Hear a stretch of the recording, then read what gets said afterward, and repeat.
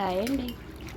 చూడండి, గోంగూర, పచ్చనిపప్పు గోంగూర అనమాట. దీనికోసం ముందుగా పచ్చనిపప్పు కుక్కర్లో పెట్టుకున్నాను. చూడండి, కొంచెం ఉడికిన తర్వాత గోంగూర కడిగేసుకొని ఈ పప్పులో వేసుకోవాలన్నమాట. వాడేమీ వేసలేదు, వాటర్ వచ్చినా పర్లేదు, ఎందుకంటే ఆల్రెడీ మనం వాటర్ పోస్తాం కదా. వేసేసేయాలి గోంగూర.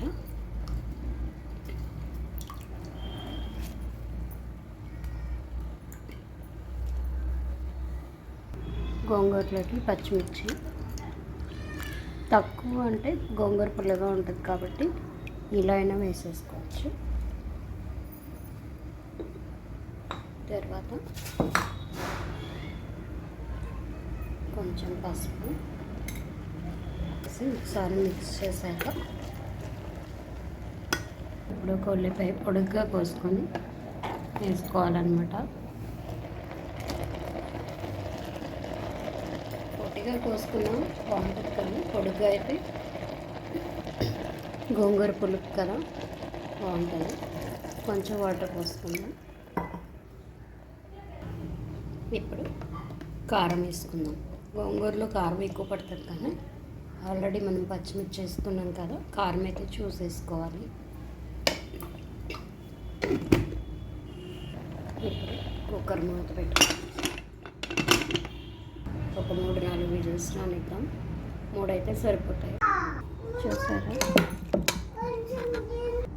ఇప్పుడు ఉప్పు వేసుకోవాలన్నమాట.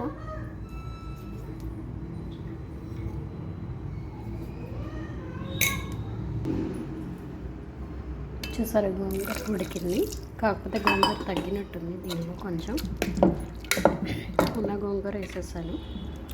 ఇప్పుడు దీన్ని మనం పోపు చేసుకుందాం. కొంచెం వాటర్ పోసుకుందాం.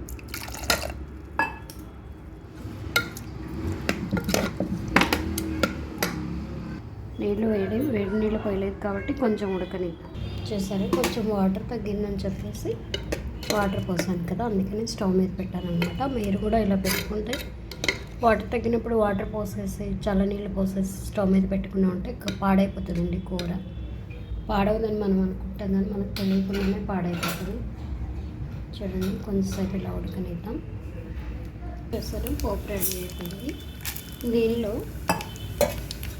కొంచెం నెయ్యి వేసుకుంటే చాలా చాలా బాగుంటుంది. ఇది వేస్తున్నాం చూడండి.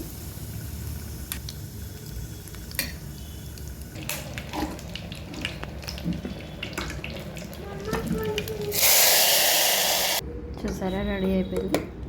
దీన్ని తీసి సర్వింగ్ బౌల్లో పెట్టుకోవడమే. ఈ పచ్చనిపప్పుతో చాలా కర్రీస్ చేయొచ్చండి. పచ్చనిపప్పు గోంగూర, పచ్చనిపప్పు మునగాకు, పచ్చనిపప్పు తోటకూర, పచ్చనిపప్పు వంకాయ, ఇంకా చాలా చాలా వెరైటీస్ చేయొచ్చు. మీకు ఏమైనా వెరైటీ కావాలంటే కామెంట్ చేయండి. ఓకే ఫ్రెండ్స్, సబ్స్క్రైబ్ చేయడం మాత్రం మర్చిపోకండి, లైక్ చేయండి.